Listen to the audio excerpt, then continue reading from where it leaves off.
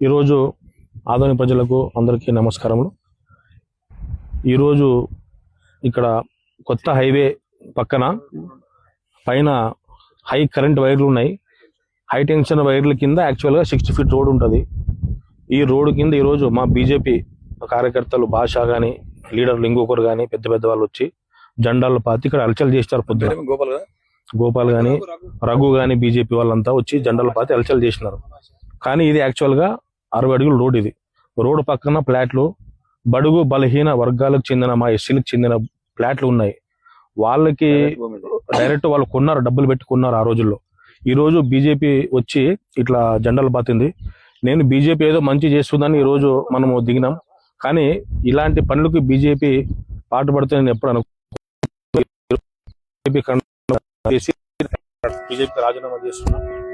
ఇలాంటి చర్యలు గతంలో ఎలక్షన్ ముందు భూ కబ్జాలు